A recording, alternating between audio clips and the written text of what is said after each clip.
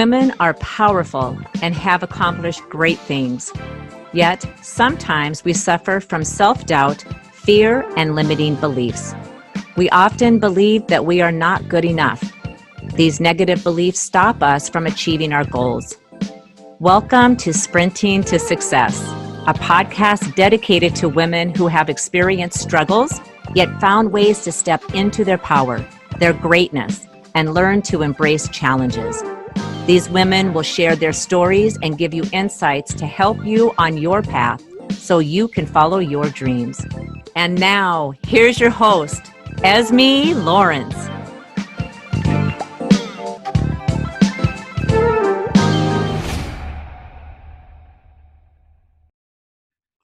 My name is Esmie Lawrence, and welcome to Sprinting to Success podcast. This episode is sponsored by Esmie's co-author course. Esmie will help you become a co-author. You write your story, or Esmie will interview you and turn your interview into your story. Use your story, only 4,000 words, to inspire others, speak on stage, do workshops, or become an authority. Contact Esmie today at esmielawrence.com. And now, my guest today overcame fears of a career reinvention, failed marriage, and major move to the West Coast to thrive in an industry he loved but knew nothing about. His struggle to triumph story is a great inspiration for all. My guest is Doug Sandler. Doug, welcome to Sprinting to Success podcast. I'm so happy to have you on the show. I'm already interrupting you. It's okay. I'm happy to be here. Esmie. I just want to tell my listeners that because of you and Steve Olsher and all the great team that you have, I have a podcast. I'm so thankful for my podcast because it's my voice and I love it. I love interviewing people, and of course to have you on the show, what an honor. Thank you so much. I appreciate it. Esmie, it is my honor. I appreciate you having me on the show, and I'm so glad that you invited me. I felt like, oh gosh, I hope at some point she invites me on her show, and before she gets too big to invite me on her show. One of these days I'll be really big, right? But it's a process, right? Exactly. It's totally. Listen, 5 years after I started my podcast, it is a process. Nearly 1,000 or a little over 1,000 episodes, 3.5 million downloads later. It is still one of those things that I know I'm going to figure this out one day. I'm sure I will. Exactly. So yeah, I'll follow your lead. So one of these days, you are welcome to. It will be great. So go back to your childhood. What kind of child were you? Oh boy. If go back to my childhood, I was probably a really quiet child, but a child that really loved to be loved. I was very quiet. I can recall a number of times just my parents were divorced at a young age for me, and raised by my mom, loved my mom so very much and still love my mom very much. She is fortunately still with us. My dad is no longer with us, but my mom is with us. So I just remember just always being the mama's baby. I was just always the little kid, even at 6'4", where I am now. I still feel like I'm just her little baby, and it is just such an amazing thing to have such a great relationship with my mom. But I was a quiet child as a youngster, and then I kind of grew out of that. Right. So what were some of the struggles you had as a child? I think I come from a hugely blended family, and I was the youngest in this blended family of, there was seven of us. Wow.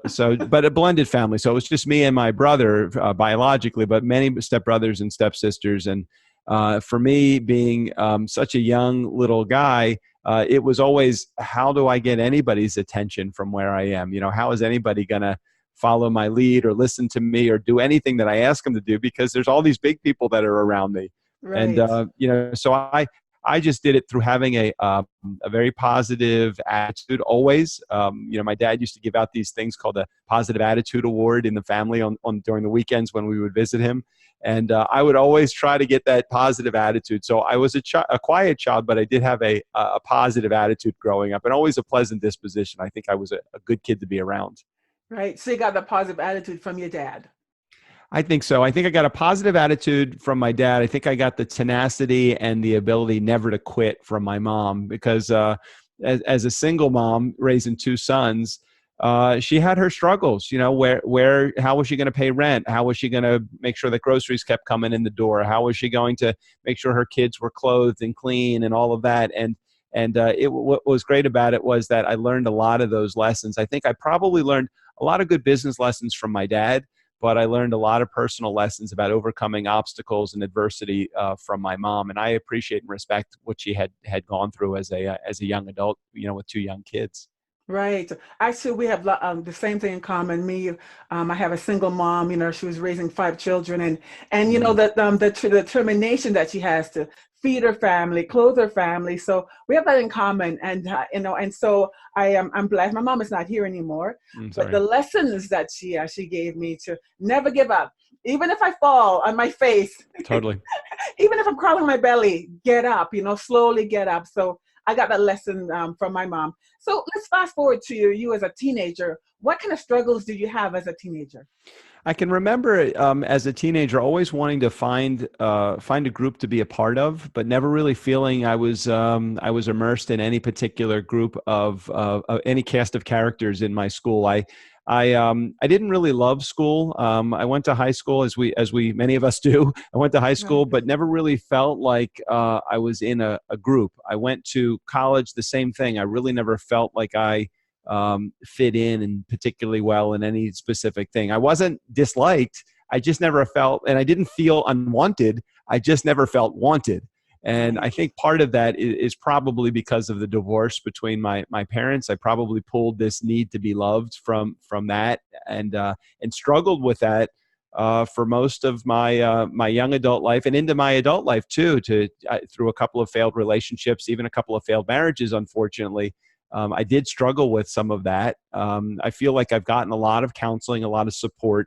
I feel like I'm really in a good place now, as I have been for the last, I'm 55. So in the last 10 or 15 years, I really do feel like I'm in a much better place mentally with myself and feel good.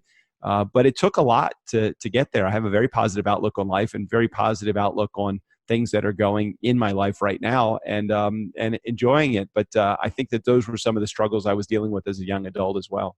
Right. So go back to the first time that who told you that your parents are getting divorced? Was it your mom or your dad? Oh geez, I don't even remember. I was 2 years old. Oh, 2 years old. Yeah, I don't remember it at all. I do remember a new man coming into my mom's life that was going to be our stepdad.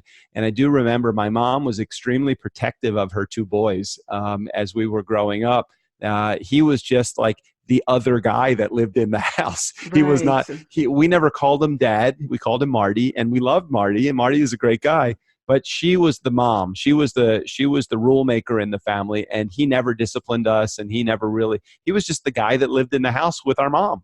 And so Right. she really did take a strong, and she's not like a really she wasn't a tyrant or a strong fisted leader, and she never hurt us.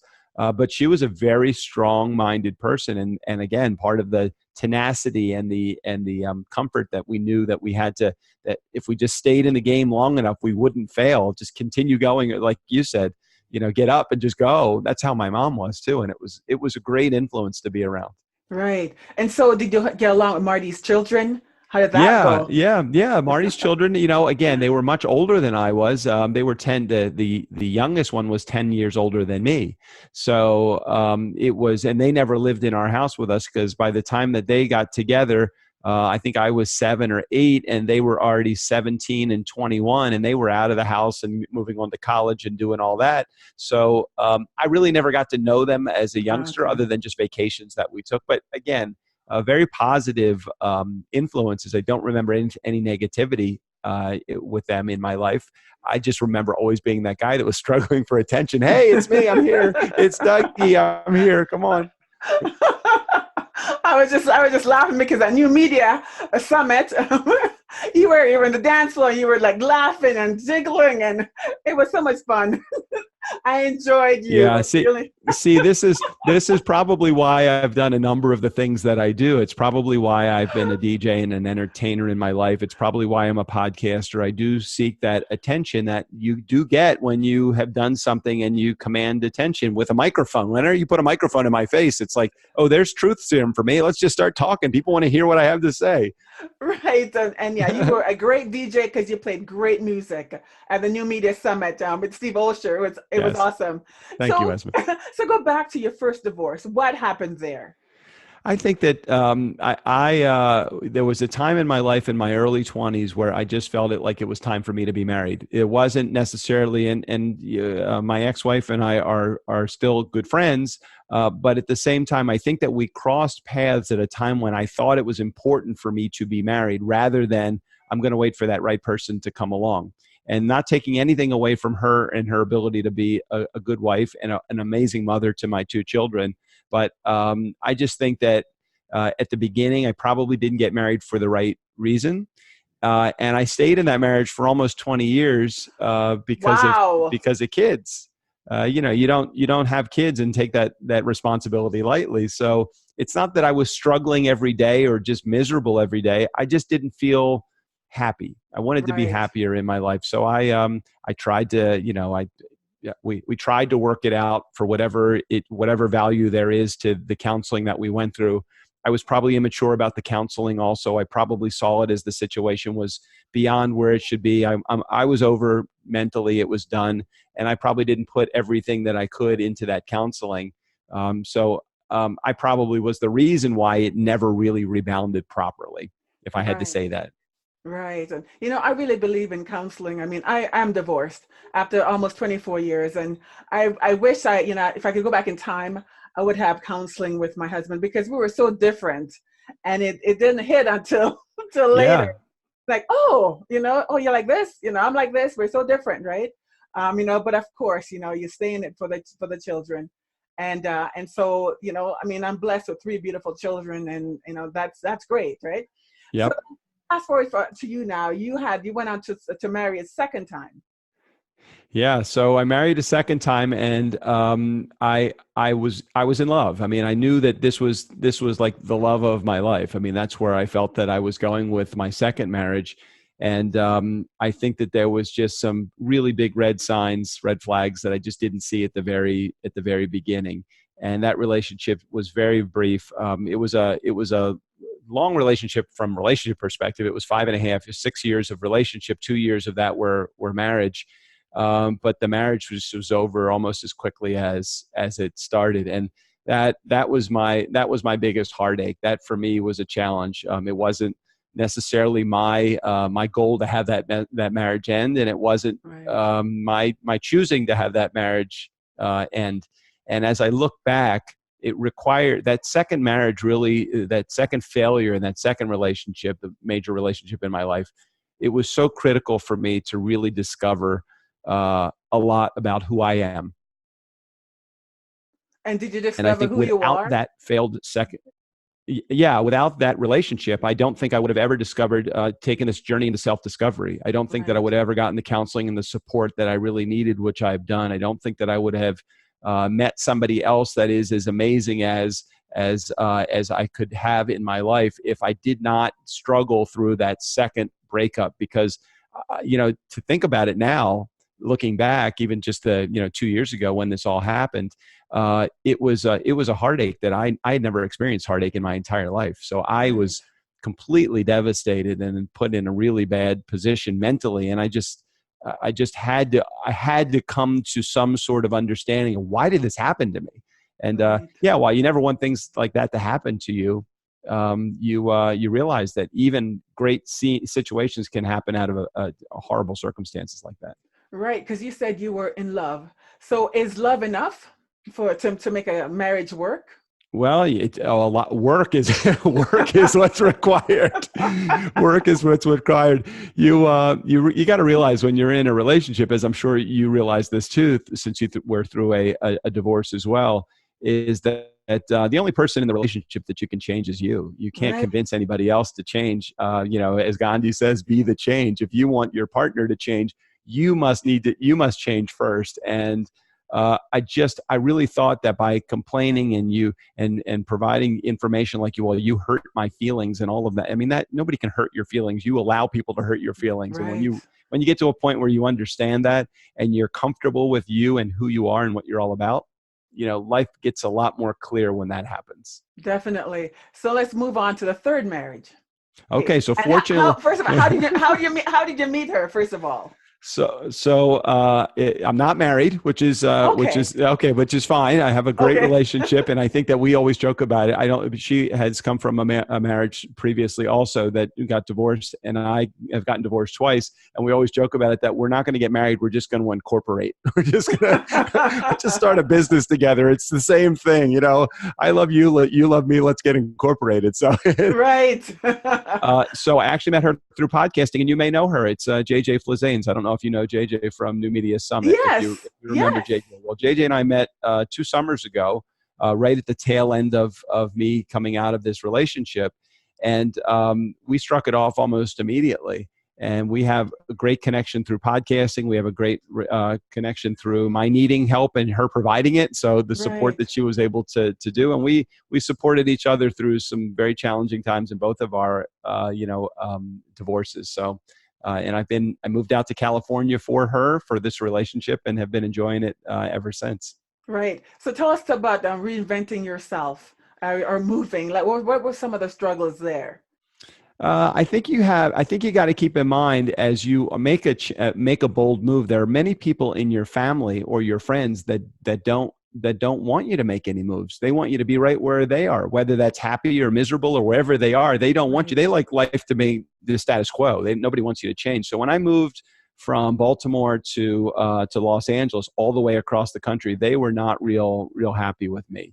But they got to know JJ, and they got to know my reasons for doing it. And those that wanted to remain in my life stayed in my life. They said, "Hey, listen, I said myself, if you don't support me with this, then I don't know, how can I have a relationship with you if you're not even willing to support me? I'm willing to come halfway in order to maintain this relationship. But if you're Right. just going to be angry with me for moving across the country, then and you feel like I'm not supporting you in your time of need, listen, I need the support also. I just went through a failed marriage, and there are some needs that I have as well. And if you don't want to support me, that's your issue, not mine. Right. What's the expression? Your opinion of me is none of my business." That's So right. it's like, okay, all right then. What you think about me is none of my business. Right, exactly. I love it.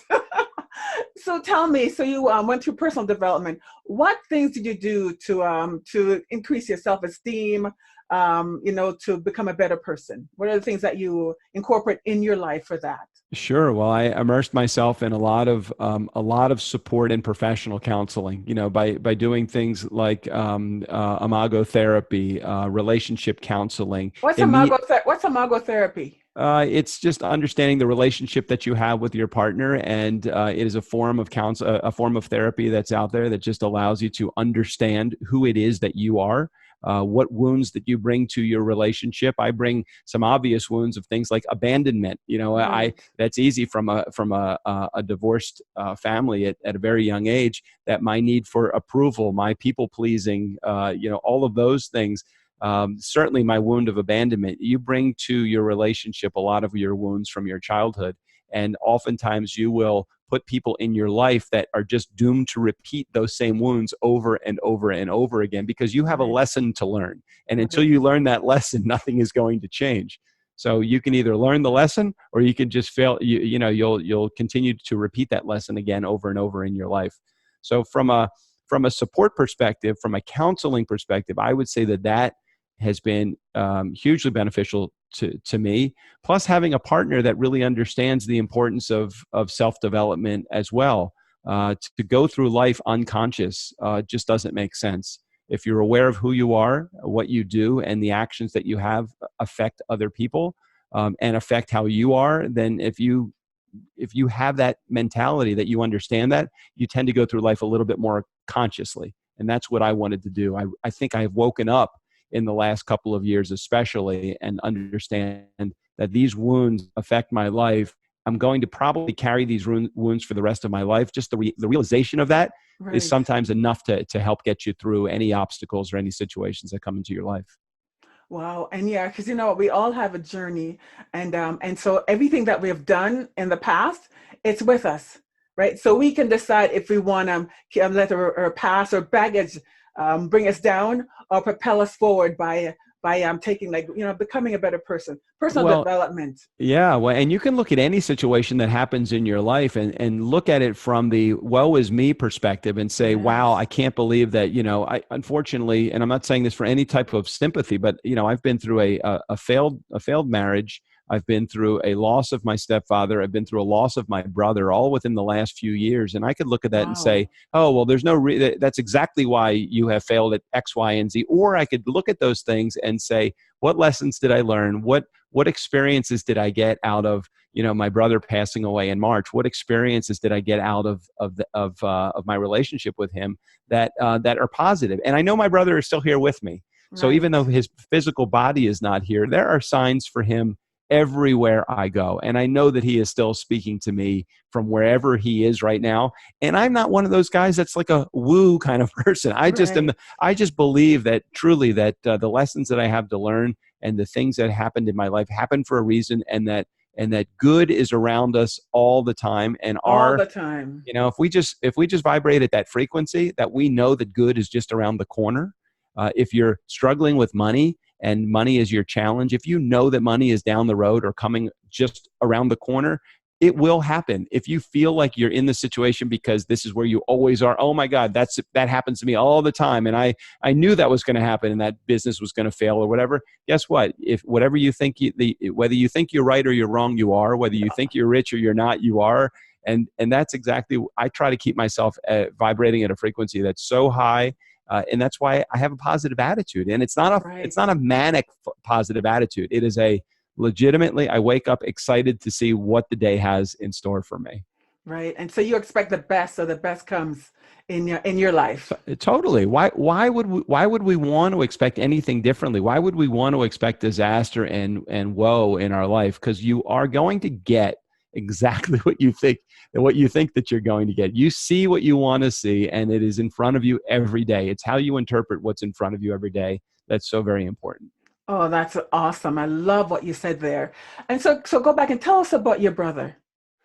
So in my brother's early years, when he was 16 years old, he had non-Hodgkin's lymphoma, or non-lymphoma Hodgkin's or whatever. He had cancer, Uh, and at the time in the early 80s, the modality that they used was radiation therapy. And radiation therapy in your chest area can potentially cause. They didn't discover this until decades later, but can potentially cause harm to the arteries. So my brother, while playing ball about 10 years ago, had a collapsed on the field, and they discovered that 90% of his arteries were blocked, not because he had a bad heart or heart disease, but because of the radiation therapy from this cancer long, long time ago.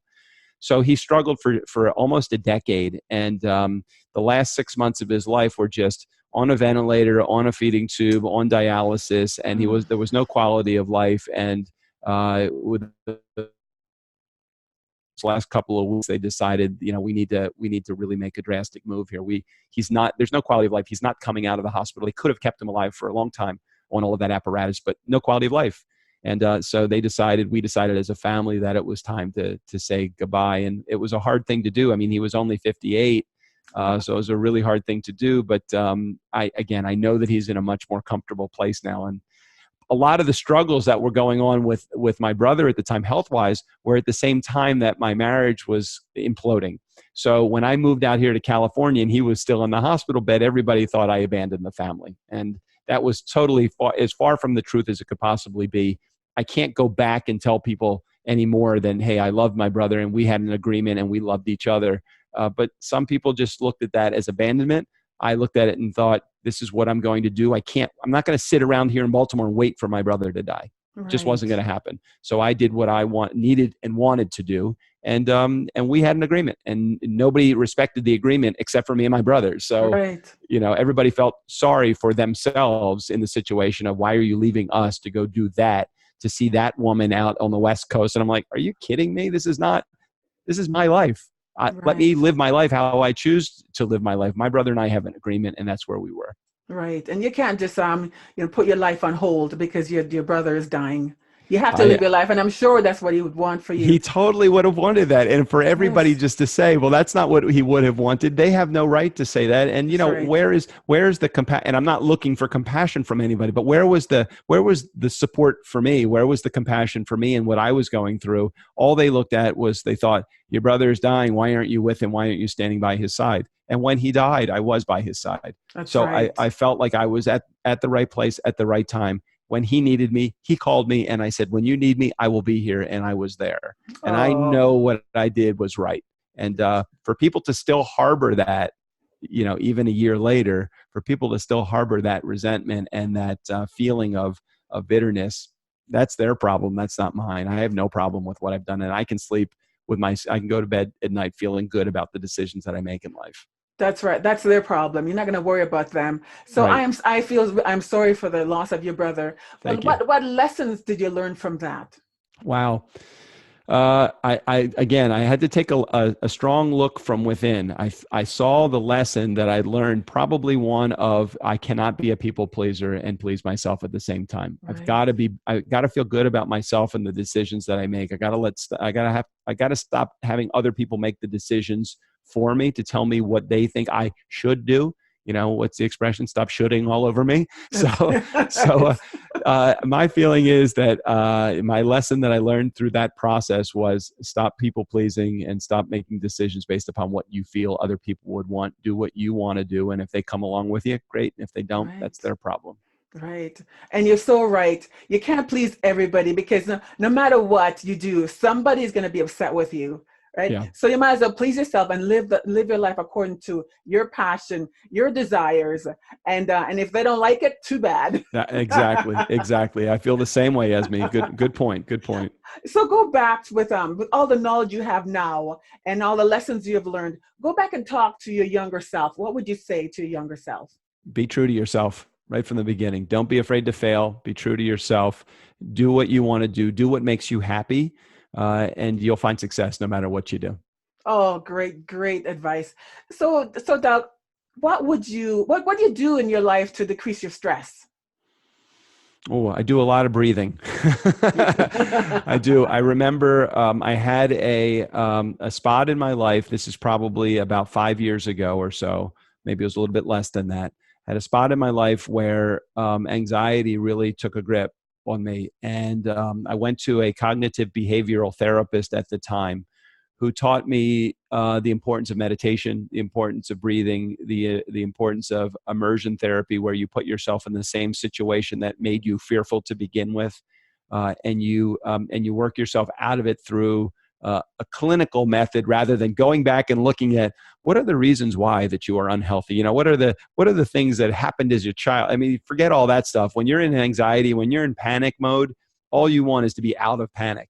So meditation, apps like 10% Happier and the Insight Timer that I have on my phone, napping, finding me time, all of these things were really essential for me to put time on my schedule for me. Now every day, 4 of the 5 days a week, I have me time on my schedule, whether it's nap time, gym time, going for a walk time, meditation time, exercise time, whatever it is. And I never had that. I would be an 80-hour a week to 100-hour a week person. Right. As in working, and that'll catch up with you. And even if it takes you 50 years, which in my particular case, it took me nearly 50 years for that to catch up with me. But when it caught up, it scared the crap out of me. I thought literally I was dying. I had no idea what this panic attack was. I never had one. So, and I couldn't imagine why, because I was still a positive person. It has nothing to do with positivity. It has to do with the stress that you have in your life and the amount of emotion that you hold within. If you don't let some of that out, you're like a pressure cooker. And it will blow up one day, and it blew up. Yeah, that was a bad day. Oh, definitely. So you can't just do things, work. You have to make sure that you spend time for yourself, but you have to schedule it. If you don't schedule it in, you're so busy, you're being pulled, to the right, to the left, all directions. But you need to schedule things in. And I'm glad you did that, because then that way you make time for yourself. Yep. Because you need to refresh. Because if your cup is empty, you can't give to others. Oh, agreed. And yeah, I love being able to do, things for other people. Yes. My love language, however, is words of affirmation. So for me, I tend to use a lot of words back to people. But yeah, you're right. You've got to give yourself time to breathe, time to understand what's going on around, time to be conscious. Extremely important information. Right. So, Doug, what would you like to say to our audience today? I would like to tell them that I am sprinting to success with Esmie Lawrence. Wait, Oh, I love it. that wasn't the time for that though. Was that time for that? It wasn't a time, but it's okay. So, ladies and gentlemen, you can learn more about Doug on esmielawrence.com. Doug, thank you so much. Esmie, thank you for having me. Congratulations on the success of your show, and I'm looking forward to getting some really positive feedback from your community. Thanks for having me on your show. Oh, you're welcome. Thank you so much.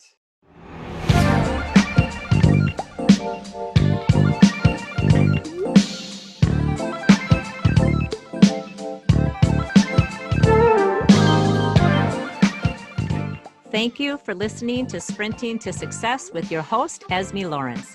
Please be sure to subscribe, rate, and review this show on iTunes. For more information about Esmie and to hear other episodes of the show, go to esmielawrence.com. The information in this podcast is not intended as a substitute for professional or medical treatment or advice. Always seek advice from your healthcare provider.